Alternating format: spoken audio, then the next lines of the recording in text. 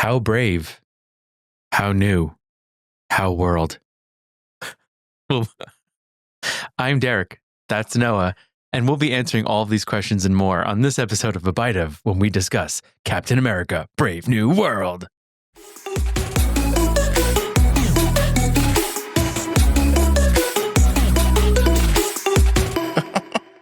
I think they're valid questions. Or is that how we're going to just categorize this movie in the review of how brave it is, how new it is, and how worldly it is? I think so. Okay. Yeah, not worldly, world. Oh, okay. Just how world it is. Whatever that means. We will figure it out on this. Yes. All right. So we have our first MCU movie of the year. We have 2 more this year. And obviously my excitement meter is just going to go up and up and up from here.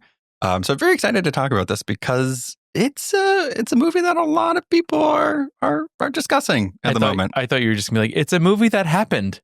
And a guy was a guy. Yeah. In this movie. The captain was America. Yeah. All right. As always, before we get into the review, make sure you're following us. So all of that stuff is down below. Make sure follow us. Discord, Patreon, all that great stuff. So spoilers ahead for Captain America, Brave New World, the 4th entry for Cap. All right. So let us officially take a bite of Captain America, Brave New World, directed by Julius Ona and written by Rob Edwards, Malcolm Spellman, and Dallin Mousson. In the midst of world powers brokering an agreement for the adamantium resources birthed from the celestial island, Captain America must work to keep the peace as the soldiers go rogue and take aim on President Thaddeus Ross. However, a villain lurks in the background, toiling away, forcing Ross to see red. What did you think of this 4th installment, Mr. Noah? So, I don't think every movie needs to be a huge event. I think that there needs to be movies that I just sit there with my popcorn and I'm enjoying what's going on. The MCU is different, I feel, just in perception, right? It's connected universe. Is it going to connect to this? How is it going to drive the MCU forward? How is it going to push this character forward? So there's a lot of things going against any MCU movie as soon as it releases. This movie, I feel like it was nice to not really, for a manner of speaking, worry about the multiverse, right? We went kind of back down to a smaller-ish scope, Earth, I would say. It had the potential to be great. I think it's good. I don't think it's amazing. And if we're going to say like, okay, these are 4 Captain America movies, this one, it's starting its own new thing because Sam Wilson is Captain America now. So I liked it. Felt like a Falcon and Winter Soldier continuation, but I wanted a little more. I wanted them to go further with some of the stuff. Yeah. I think that's baseline how I'm feeling. We'll get into it, but baseline. Yeah, you kind of took the words out of my mouth. As I was really thinking about this, what I boiled it all down to was it felt small, right? It felt like the stakes were kind of small. The cast was small. The just world players, the world effects felt small. And I think when you're used to those big showy pieces, right, this can feel small in comparison, basically. And I think it does. And I'm not saying it is 2 thumbs down, worst thing I've ever seen. I was delightfully entertained. I thought there were some good action spots. I thought there were spots that could have been better. But overall, I left it going like, okay, that was pretty solid. Yeah. So getting into, general thoughts aside, as far as the movie itself, if you've been following it, which I feel like is almost a detriment sometimes, this movie has gone through some retooling, some cuts and everything like that. It's kind of par for the course now. I feel like, especially in the MCU, again, it's connecting a lot of things. Things change. We're getting Robert Downey Jr. back as Doom. Things are changing, right? So this movie, I feel like with the retooling and restructuring it felt solid. But there are some moments where it's like, oh, the character doesn't make sense to be here. Oh, that's weird that this character's in here. What happened to the storyline? What happened to this? So it's an interesting experience knowing that going into it. I wish I didn't. Mm-hmm. So I feel like that's like on my fault for knowing that information. How dare you have the knowledge in passing after we left the theater. You were pointing out some things of like, Thaddeus Ross is a Hulk character. Betty is Hulk's ex. I guess he's not known as the leader, but that character coming back, also a Hulk character. And then when I looked into this new character, Ruth Batsaroff, she also first appeared in a Hulk comic. So it's so interesting that this is almost a Hulk movie, but without the Hulk. Yeah, I think there are parts of it with everything with Isaiah Bradley, with Falcon, even with Bucky and Sam. It feels like a Captain America movie. And then every other moving part in this is a Incredible Hulk sequel. Mm-hmm. I don't mind that. I feel like characters should be able to intertwine their storylines. But I feel like because there was no, I don't know, really no Captain America villain in there, like a Sam Wilson villain, I should say. President, fine. He's going to be turning into the Hulk. It's not until the end of the movie. I wish we didn't know about it. But other than that, it's like, okay, Sidewinder is a good antagonist for him. The Serpents, the Serpent Society, all of that. He was just a middleman, right? So it's interesting when you kind of look outside of the scope of it. And it's like, oh, it's kind of weird that Hulk wasn't involved. Like, what does he think? Because Betty is there. Thaddeus Ross, there's a Red Hulk rampaging. So it's when I think there was a moment towards the end of the fight. I can't remember who says it. Maybe it was Agent Taylor. They tell Sam in the fight with Hulk, he was like, oh, backup's on the way. And I thought it was going to be Bruce. It wasn't. So I was like, okay. Yeah. And I think because there are so many moving parts now with the all the phases and the multiverses and everything, I was trying to go like, well, I know at some point Bruce goes to space because at the end of She-Hulk, he comes back with his son. And I'm like, is he in space at this point in time? When is this taking place in the timeline of the MCU right now? Yeah, I believe it's 2027. I don't know, and that's great, but I don't know. I don't know what that means as far as the answer to the Hulk, because I agree. It was kind of like someone has to come. And, I think what's always exciting about these movies in general is that you're always looking to see when another Avenger is going to pop up. Right. Yeah. And so I was hoping for that. Where is the other Avenger that's going to come and help, Sam, Captain America with this issue, but they never really came. Yeah, I mean, I do feel like we've gotten, especially with Captain America movies, because Civil War is like an Avengers light movie.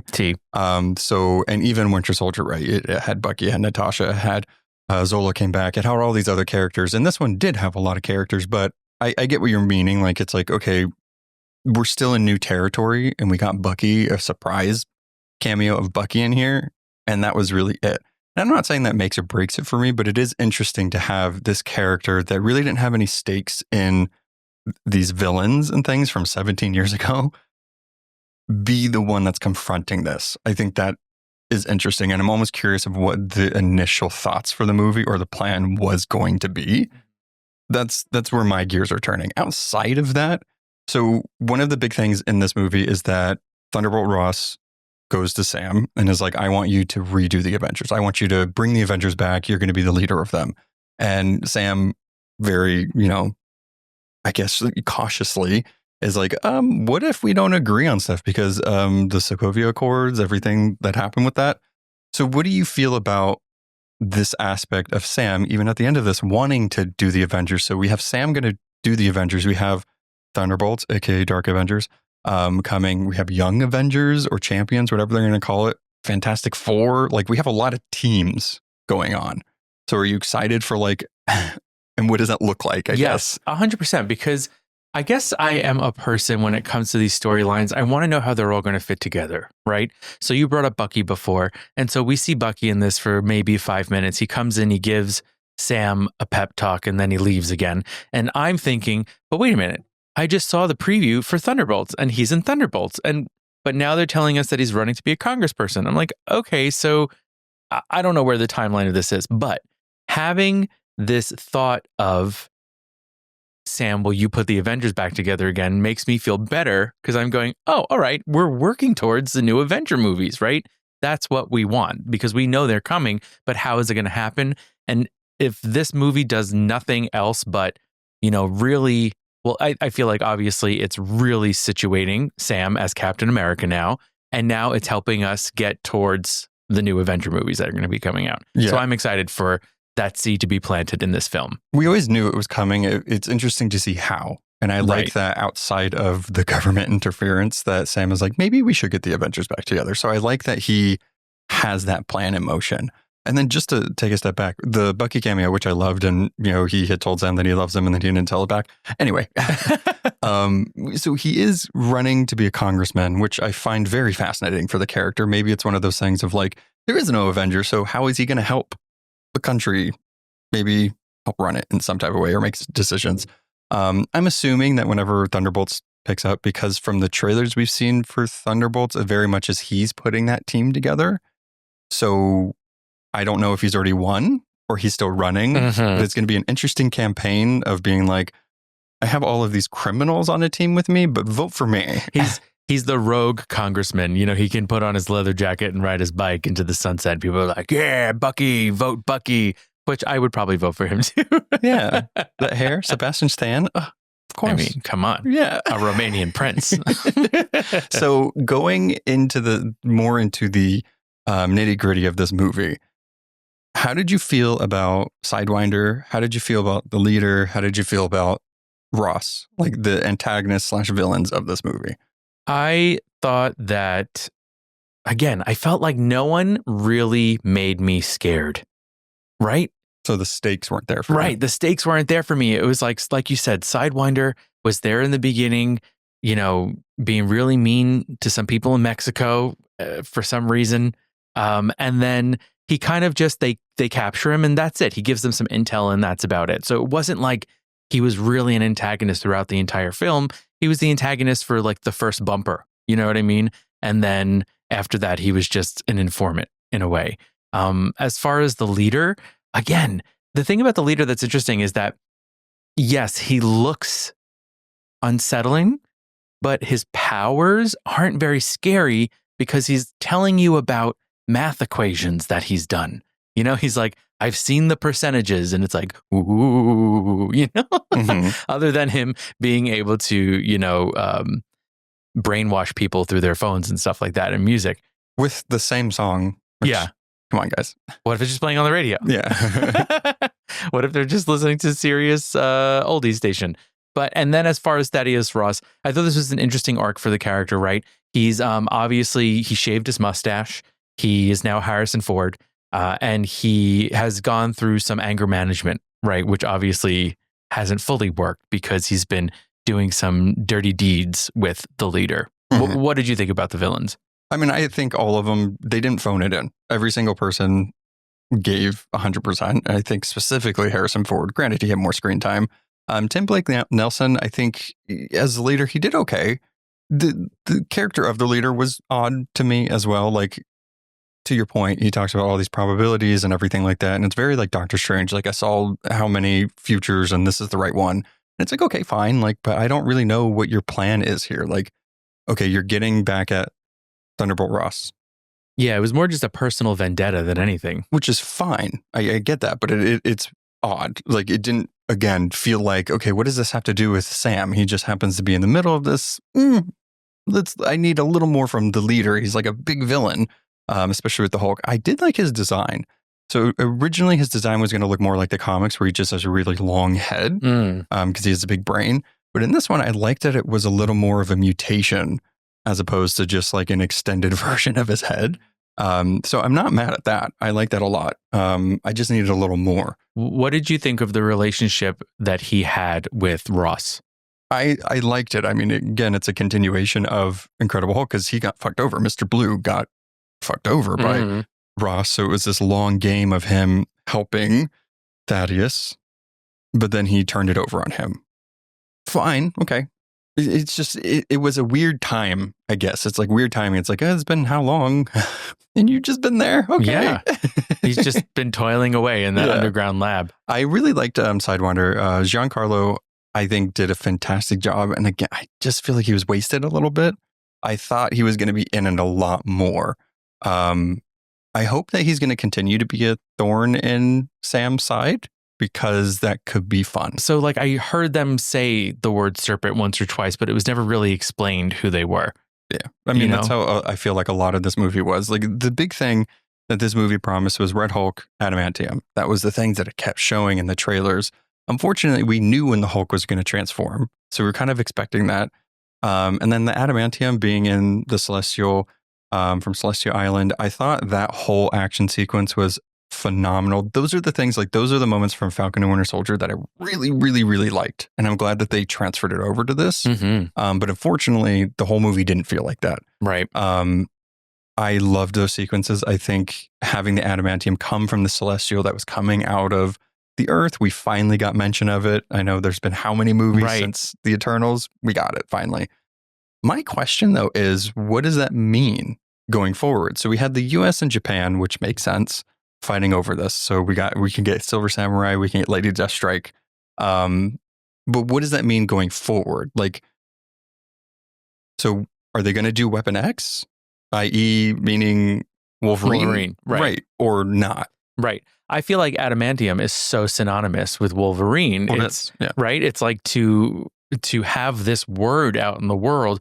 That's what you first think of. That's the correlation between them. So it feels that way. But then in the back of my mind, I'm like, well, Monica Rambeau is in another X-Men universe right now. So it's just so interesting of where this is all going. If I had a theory, I don't think they could do a Weapon X thing, but again, we're almost up against a running clock here because we know Secret Wars and we know Doomsday are coming out. We know that that's going to reset / smash a bunch of things together, birthing the mutants, bringing the mutants here in some form or fashion. So I'm not thinking that it's going to directly relate to the X-Men in some way in our current Earth. But I think it might have something to do with stopping either Doom or Doom needs that material to build something. Like it's a material at this moment and it's a resource. So what would that mean going forward, right? They wouldn't introduce it now if it didn't have a big thing going forward. So I don't know. That's my thought. Do you think there's a such thing as, and this might be like sacrilegious, as the MCU being too big? No, I just think there's been a lot of reworking these last 2-ish phases ever since Endgame. You know, I think they had a plan of what they wanted to do, and then actors and controversies and just things change. And so I think reworking it and some of the stuff feeling like multiverse, some of it not feeling like it, getting new characters, but then not seeing them for years. I get it. It can feel a little confusing. I think going forward, maybe Thunderbolts, maybe, but I think Fantastic Four is really going to give us okay, I'm seeing really where this is going, right? And I think they just needed to kind of not wrap up, but really get Sam in there, because if he's going to lead the Avengers, they kind of need him back in the fold. Totally. Almost. Yeah. I wanted to talk a little bit about the new character in this and sort of the returning new character as well. So in Ruth and Joaquin, right? So with Ruth Betzeroff, who I'm calling Lil Widow, right? Because she's a little pocket size. Yeah, she's a little pocket size widow because we learned that she was part of the Black Widow program, right? And so we see like she sort of has a little bit of a costume, but she doesn't have much to play in this. And, I think that speaks to what you brought up about having to rework things because of things that are going on in the world. And so it was just unfortunate that this character was introduced and then kind of didn't get to do anything. Stuff with this, I think they would have been better off not even doing this. There's something with these movies and shows and stuff where like people that are creating things, there's like a hat that there's these characters that are sitting there that they can use, and another hat of like you can't use characters from this. And I think Sabra, who is this character's name, was in this, and they're like, oh, let's just use that. And where her being part of the Red Room and not actually a mutant and stuff, where that decision was made, we'll never know. That's behind the scenes stuff. I honestly think they should have never included her in this movie. I think it's silly. She has no business being in this movie. They could have added any other widow that we might know, or just Taskmaster could easily have been in it. It was a weird choice to then specifically have a shot where we see her in her suit of some sort and then nothing. It's like, guys, like you really didn't you didn't need to include her. You could have done anything else, or even just had Agent Taylor, who I would have loved to maybe be a love interest for Sam. Because there's moments where it felt like that, where it's like, oh, like they seem like they want to like get to know each other a little more. So like just have Agent Taylor in that role. You Right, know, like right. she was pointless. Yeah. That's my thought. Yeah, it was definitely a bummer just because I always love a strong female character. And so, Just bad choice. yeah, Bad it choice. just unfortunately didn't work out. However, I think personally, I think fortunately it didn't work out. That's what I think. Like, I think that they should, like, just the character itself, like, guys, yeah, like, be a little more thoughtful of what you're including and not including in this, sure. especially with like a geopolitical thing. I don't know. That's me. All right, Yeah. fair. But I do think that the return of Joaquin Torres as, you know, our new Falcon, I think we could firmly say that, was a delight. I think that he played a really good sort of newbie to Sam's veteran. And that dynamic worked really well for them. He's showing them the ropes. He's training him in a sense of how to fly, how to use the wings, how to be Falcon without actually telling him that he's doing that. And I like this pair together because I think Sam is, you know, he's very strong-willed. I think he's very tough and he's always kind of moving forward in a militant way, you know, and I think Joaquin added a little more fun and a dash of more zaniness to the relationship. Yeah, it's always interesting to see because we got the Steve and Bucky dynamic, we got the Steve and Sam dynamic, we got the Bucky and Sam dynamic, we got all of those three, and then now they're adding another kind of partner in this. And so it's always interesting to see how that's going to work because we really didn't get to see too much of it in Falcon and Winter Soldier. So this one, I was hoping for more. We got some of those moments where it's like, okay, they've grown in their relationship of some sort. I wanted a little more because I was enjoying everything we saw. I actually really enjoyed Isaiah, Joaquin, and Sam together. I really liked those three together. Eli was sadly not included in this, which I thought was very odd. But I liked it. And again, I think that goes back to my main critique of this movie of like, they didn't go far enough with some of the stuff. They didn't give enough of the elements that could really work. It was just kind of like, oh, this thing, there's this thing, we need to move to this thing and this thing. And that kind of goes along with Danny as well. Danny Ramirez's character. I liked it, but I don't think they needed to really injure him to get him out of that fight, you know? So it's like, it's a little weird, but. Yeah. But he's new to the wings, Noah. He doesn't know what he's doing. Has he not been training for 3 years?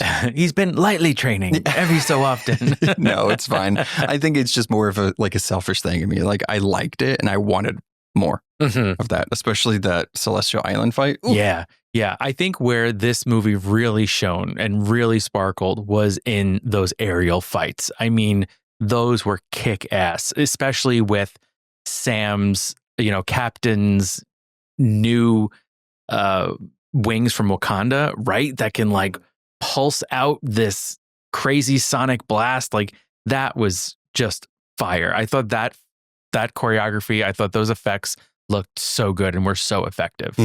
Yeah. I will say though, I did think some of the hand-to-hand combat was a little lacking. Yeah, I mean, I guess it goes back to, again, this movie kind of feeling a little wonky in some ways. It was like, there's really strong moments here, but then like some similar moments are like not as strong. You know, that's unfortunate because I think Winter Soldier is one of a lot of people's in their top 5. Rightfully so. It's a great film through and through, all the way from start to finish, how it was made and everything. And I think a lot of people, especially when it comes to Captain America, that's what we're expecting. We're expecting kind of this like political thriller. We're expecting excellent hand-to-hand combat. And unfortunately, like not every movie is going to live up to that. So like expectations are a little wonky, but it stuttered a little bit with that. And same thing with dialogue. Like I think the writing and some of the choreography was a little odd. Yeah. It didn't ruin it. It was just more of like, oh, this feels like a weird 80s action movie. Predictable. Right. In some senses, some of the lines that they said felt almost stuck, like very much like, what are you doing here? You know, kind of like these things. It's like I was told to what? Yeah, why are you asking me that? You knew I was going to be here. You know, so it just felt like something. Yeah, it did. I like that comparison of like an 80s cop procedural or something like that. It was like, we're going into the lair. Watch out. Yeah, back to his suit. I really like it. I'm kind of hoping maybe he'll get, because it got broken, maybe he'll get like an adamantium suit. I don't know how that would work, but that could be cool.